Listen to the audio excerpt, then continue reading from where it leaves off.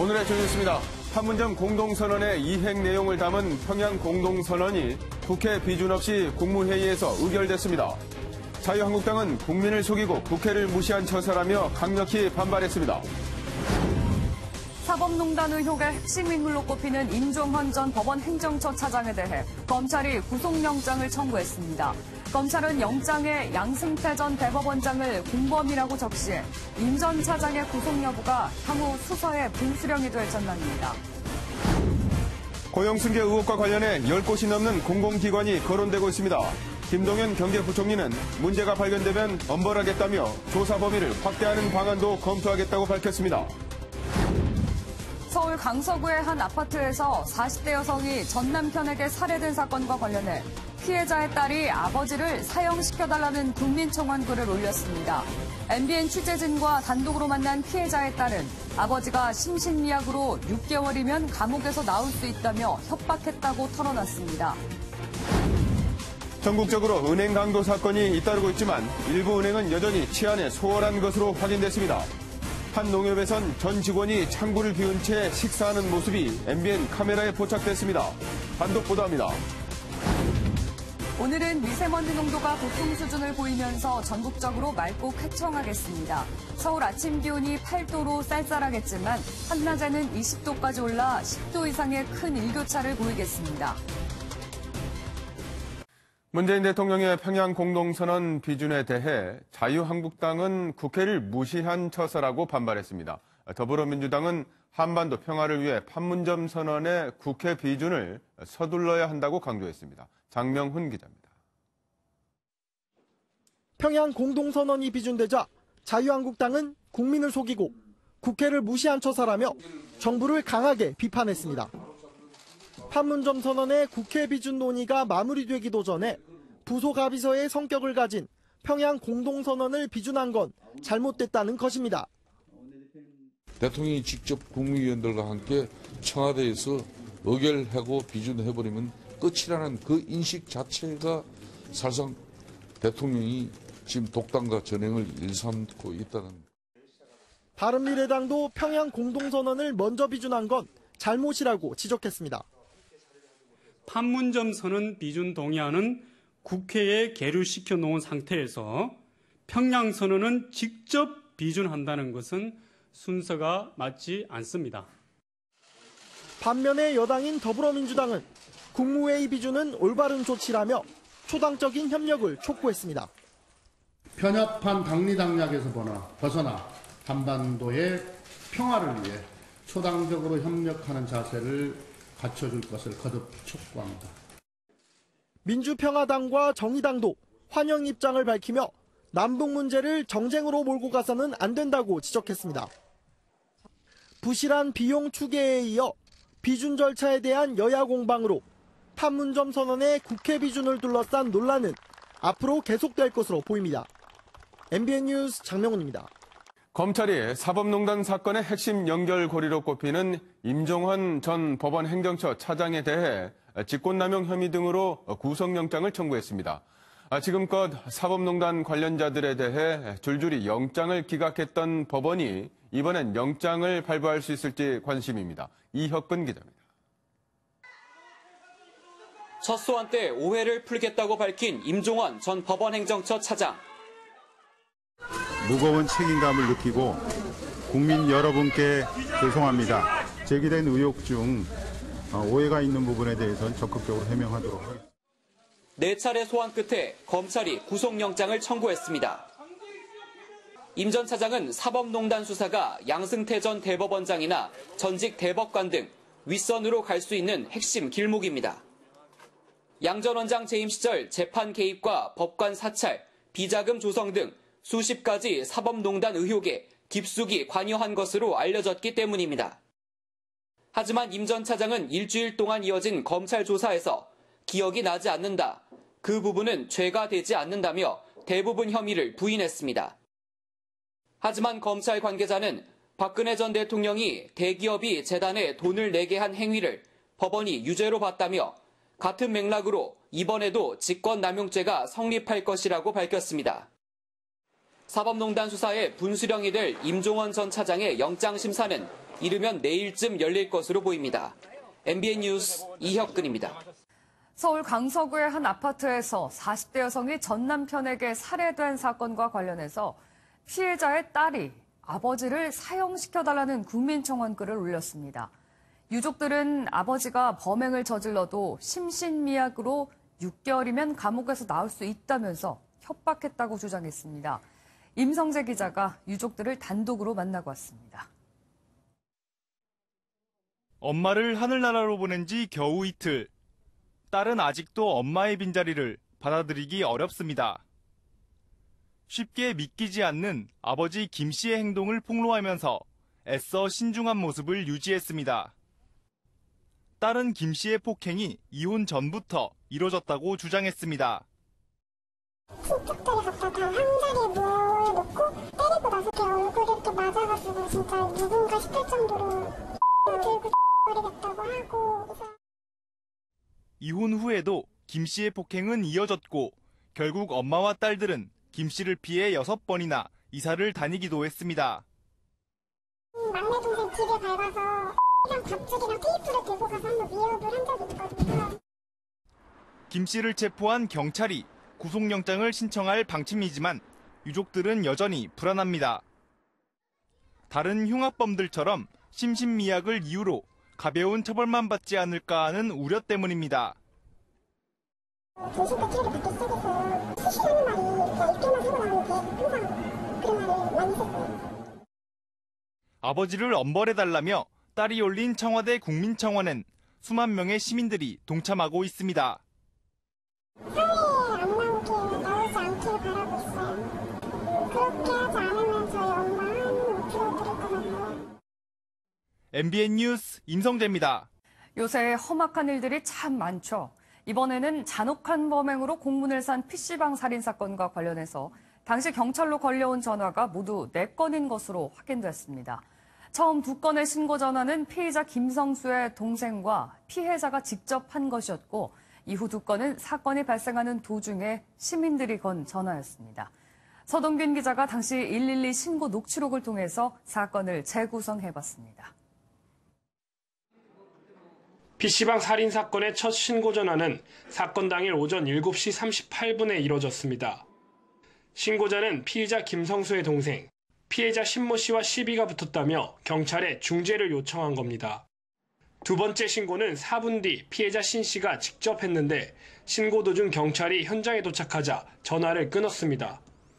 출동한 경찰이 김성수와 신 씨의 다툼을 말리고 돌아간 뒤 15분쯤 지난 오전 8시 12분, 잔혹한 범행을 알리는 신고가 연이어 들어옵니다. 싸움이 났고 피가 난다는 신고에 이어 다시 1분 뒤 칼을 들고 사람을 찌른다는 신고까지 접수됩니다. 경찰이 2분 만에 현장에 도착했지만 신 씨는 이미 돌이킬 수 없는 상처를 입은 뒤였습니다. 김성수를 엄벌해달라는 여론이 더욱 들끓으면서 청와대 국민청원에 참여한 인원은 어제 사상 최초로 100만 명을 넘어섰습니다.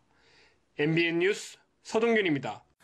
교육부가 사립유치원 비리를 대대적으로 감사하기 위해 제보를 받고 있는데요. 나흘 동안 130건이 넘는 등 그야말로 제보가 쏟아지고 있습니다.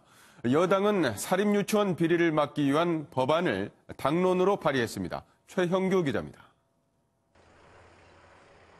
교육부가 유치원 비리 신고센터를 연 지난 19일부터 나흘 동안 유치원, 어린이집 비리 관련 제보는 총 131건이 접수됐습니다. 이 중 유치원비를 지나치게 많이 걷는다거나 교비를 원장이 마음대로 썼다는 내용의 제보들도 포함된 것으로 알려졌습니다.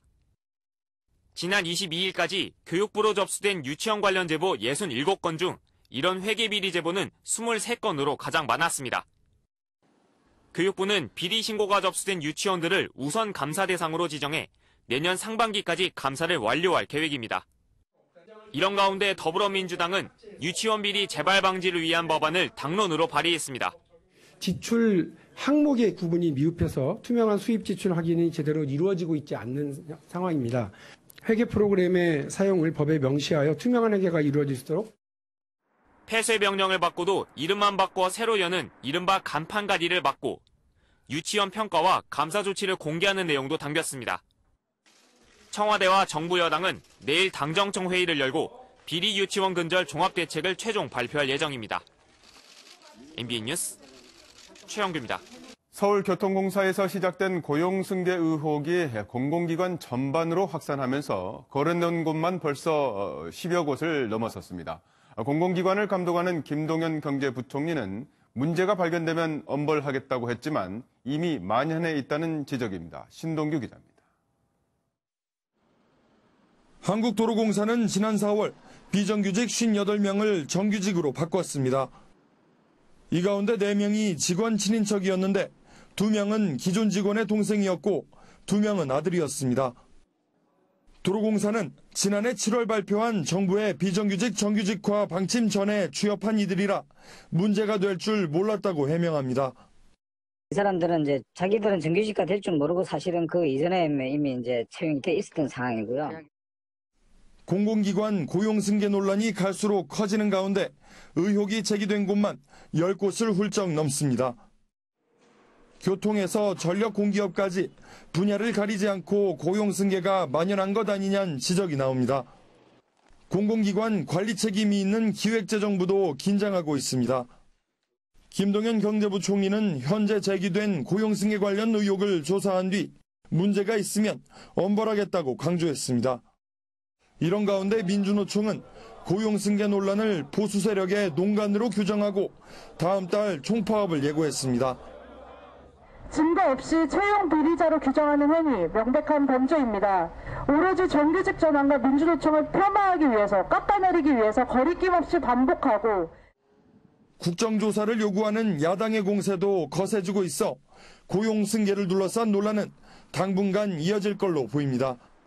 MBN 뉴스 신동규입니다.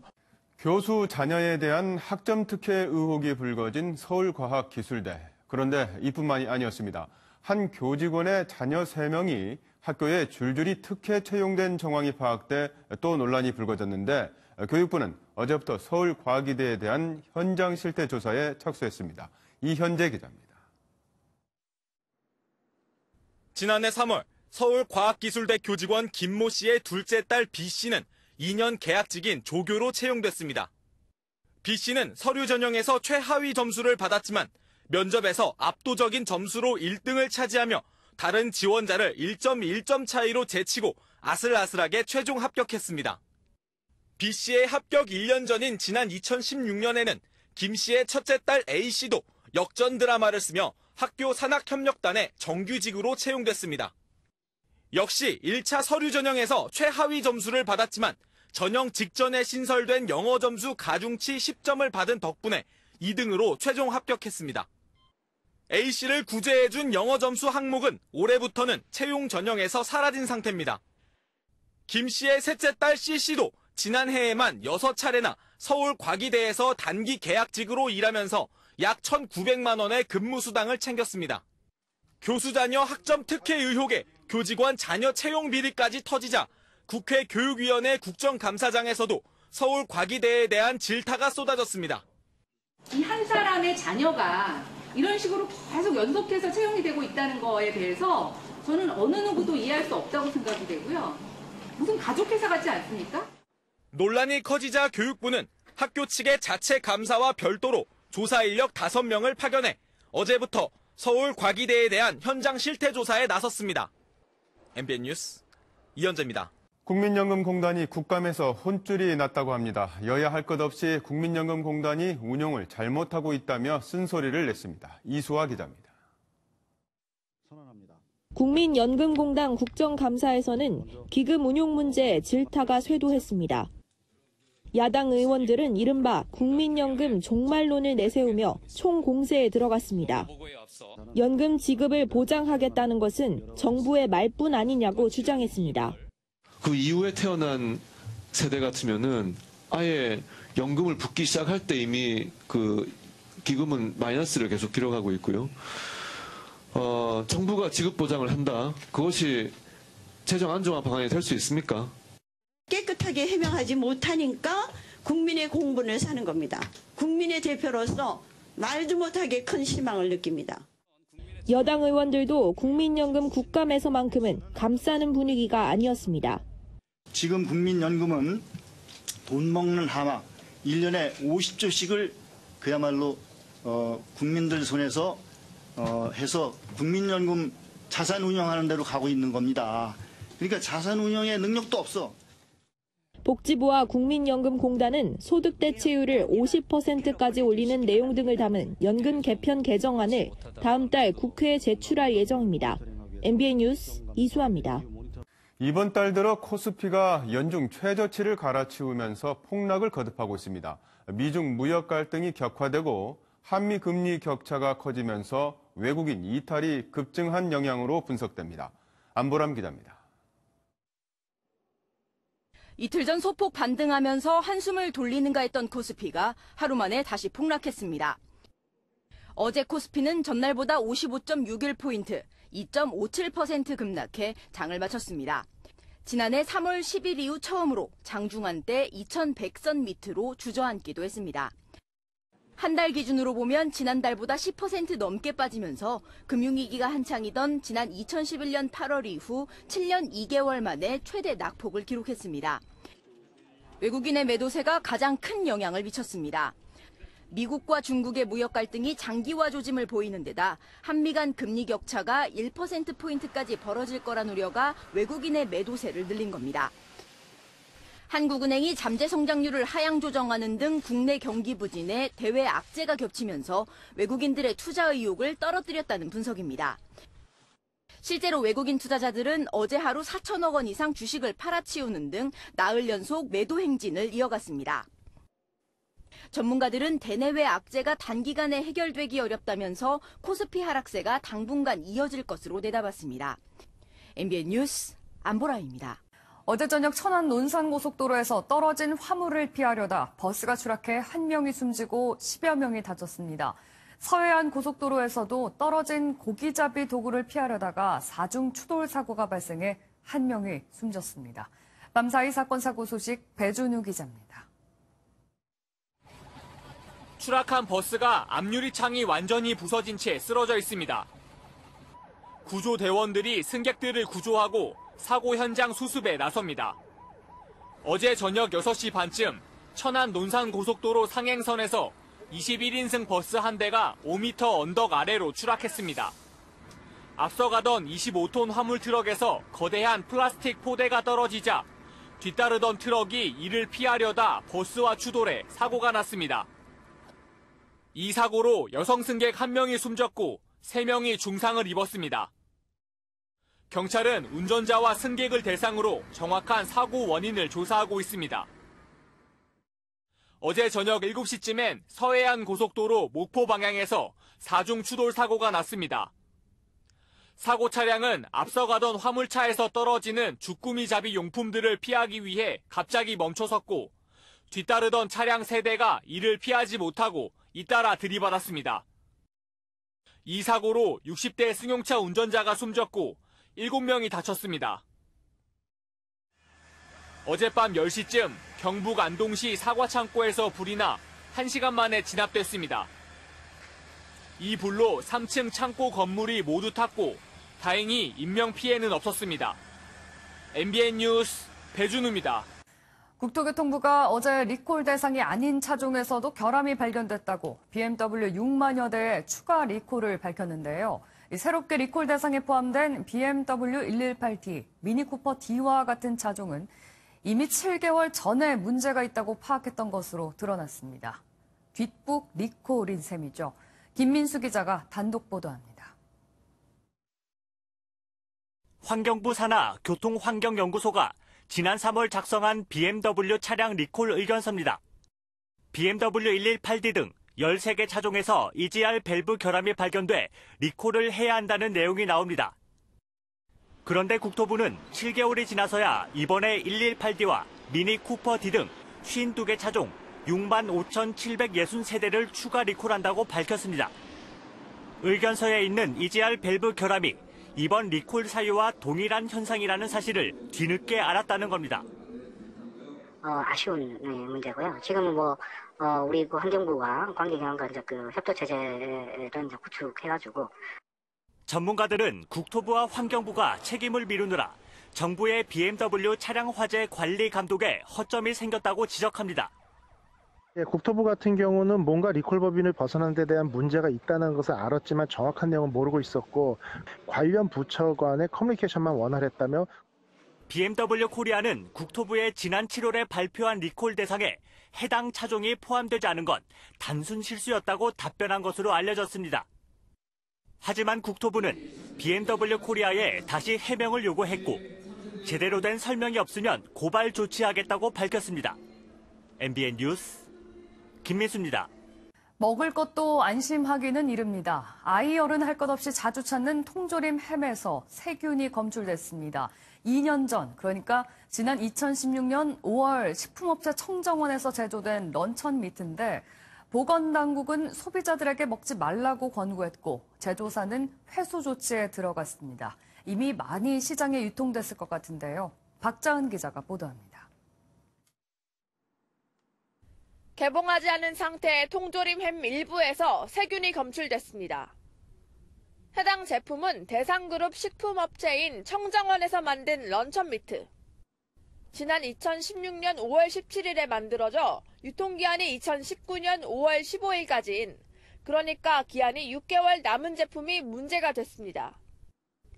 개봉 전에는 무균 상태여야 정상이지만 이달 초 충남 천안에서 한 소비자가 제품을 열자마자 이물질이 발견됐습니다. 충남도청은 청정원으로부터 해당 제품과 동일한 여러 개의 햄을 받아 세균 발육 시험을 의뢰했고 식품의약품안전처는 세균 발육 양성 판정이 나왔다고 밝혔습니다. 세균 발육 시험에서 부적합 판정을 받은 제품에 대해서는 판매 중단과 회수 조치 명령이 내려지는데 제조사인 청정원 측은 판매를 중단하고 회수 반품 조치에 들어갔습니다. 식약처는 식품정보포털 식품안전나라에 해당 정보를 공시하고 소비자에겐 제품을 먹지 말고 구입처에서 반품하라고 권고했습니다. 아직 정확한 세균 종류가 밝혀지지 않은 가운데 식약처는 어떤 경로로 세균이 나왔는지 집중 조사할 방침입니다. MBN 뉴스 박지한입니다. 홍콩과 중국 본토, 마카오를 잇는 세계 최장의 다리가 어제 개통했습니다. 길이만 55km에 달하는데 차로 30분이면 홍콩에서 마카오까지 갈 수 있다고 합니다. 이만영 기자입니다. 바다 위로 다리가 끝없이 펼쳐집니다. 홍콩과 마카오, 광동성 주하이를 잇는 강주하오 대교로 전체 길이가 55km에 달하는 세계에서 가장 긴 다리입니다. 사용된 철근만 40만 톤, 에펠탑 40개를 건설할 수 있습니다. 다리 중간에는 6.7km의 세계 최장 해저 터널도 있어 유조선이 지나다닐 수도 있습니다. 중국 건설업계는 이 다리가 세계 7대 기적이라며 추켜 세웠고 개통식에는 시진핑 국가주석도 참석했습니다. 我宣布港珠澳大桥正式开通。 강주하오 대교 개통으로 홍콩과 중국 본토의 통합은 더욱 가속화될 것으로 보입니다. 자동차로 3시간 30분, 페리로는 1시간이 소요됐던 홍콩과 마카오 간 거리가 30분으로 줄었기 때문입니다. 지역 주민들도 환영했습니다. 一方面好多工作啊或者旅遊啊，我諗呢兩方面都好大幫助。 중국은 광둥성 지역과 홍콩, 마카오 등을 하나의 경제권으로 개발해 미국의 실리콘밸리 같은 세계적인 경제구역으로 키워나갈 계획입니다. MBN 뉴스 이만영입니다. 일본이 군국주의의 길로 들어서는 시발점이 됐던 메이지 유신. 어제 150주년을 기념하는 행사가 일본에서 열렸습니다. 그런데 역시나 아베 총리는 과거사에 대한 사과나 참회 없이 공정만을 강조했습니다. 최은미 기자입니다. 메이지 유신 150주년 기념식장. 연단에 선 아베 신조 일본 총리는 지금 일본이 국난 상황에 처해 있다며 기죽지 않고 미래를 열겠다고 강조했습니다. 당시 서구 열강의 침략 전쟁으로 일본도 위기에 처했지만 메이지 유신으로 빠르게 산업화를 이룩한 만큼 지금의 어려움도 그때처럼 극복해 나가자는 겁니다. 今を生きる私たちもこれを誇りに力強く歩んでいかなければならないと思います。 메이지 유신 이후 한반도 식민 지배와 중국 침략의 아픔은 여전하지만 아베 총리는 이에 대해 전혀 언급하지 않았습니다. 젊은 세대를 향해 근대화 과정에서 생긴 빛과 어둠, 다양한 측면을 교훈으로 배우길 바란다고만 말했을 뿐입니다. 심지어 아베 총리는 올해가 메이지 유신 150주년이라는 점을 활용해 자신의 수건인 전쟁 가능국 헌법 개정을 추진하고 있습니다. 연초 신년사부터 새로운 나라, 개혁, 혁명 같은 표현을 사용하며 메이지 유신을 지켜 세우는 등 끊임없이 개헌과 연결시키는 겁니다. 이에 공산당이 메이지 이후 시대를 한꺼번에 축하하는 행사에는 참가할 수 없다며 오늘 기념식에도 불참하는 등 일본 내부에서도 반발 기류가 형성되고 있습니다. MBN 뉴스 최은미입니다.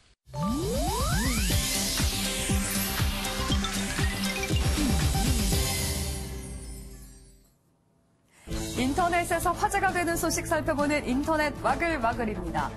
비행기에서 백인 남성이 한 흑인 여성에게 옆자리에 앉지 말라며 심하게 모욕을 한 모습이 포착돼 공분이 일고 있습니다.